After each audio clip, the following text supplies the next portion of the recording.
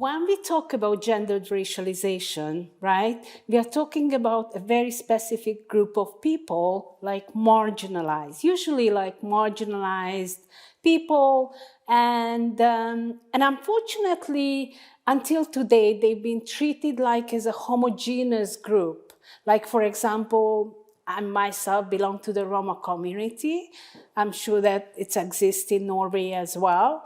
And it's been treated like as one big homogeneous group, which has no gender, no class, nothing else, sexuality, just Roma, and they are defined by their culture, and they have a very specific life. So all kinds of stories which have been produced by many scholars and writers as well. And usually these are very orientalistic, based on stereotypes.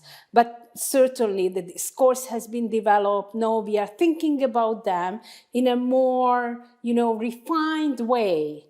Like not just about Roma, but many other marginalized groups as well. So if we want to think about them in a more refined way, then we have to take into account their gender, their class, their sexuality, where are they coming from? Are they coming from a rural area or from an urban area? So there are so many social factors which play into account. But in this case, when we are talking about gendered racialization, in fact, I used to say classed as well, because the class and social position, I think it's really matter how you can,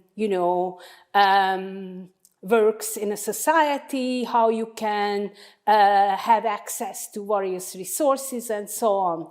So in the case of gender racialized, classed people, we are talking about their gender.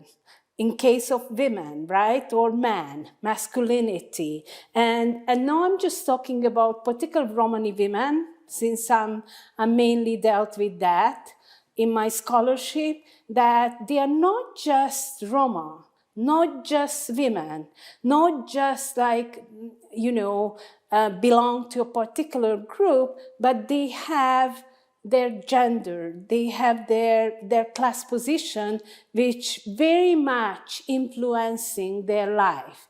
And what I mean by that, so like being a woman, so you are treated as a woman, right? So you are somehow inferior, you are like submissive, you are like working under mans, and you are serving the family, and you are the caretaker in the family. So very much like your social and sexual reproductive role is very much emphasized, because you are the one who's going to give birth to children, you are the one who cultivate culture, and you are the one who keep community together.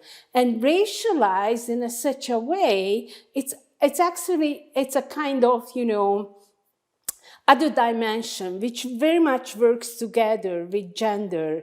And I'm thinking about like many women from Central Eastern Europe.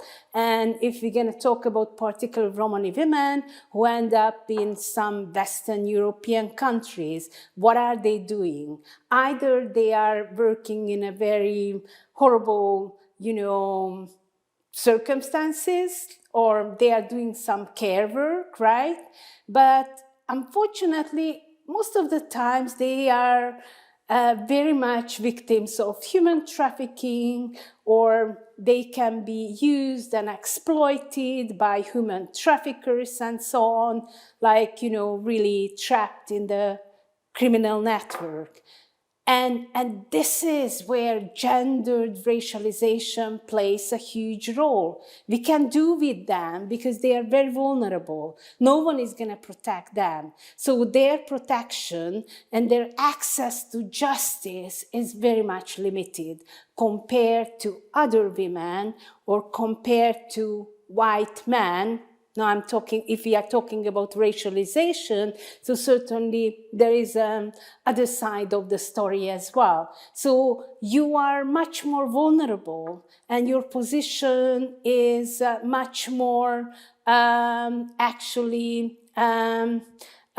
fragile to exploit it. So actually what I'm talking about, it's really intersectionality. So we can't treat like differently or parallel or separate gender, race, ethnicity, and class. Rather, thinking about that how these social factors played out and interact with each other.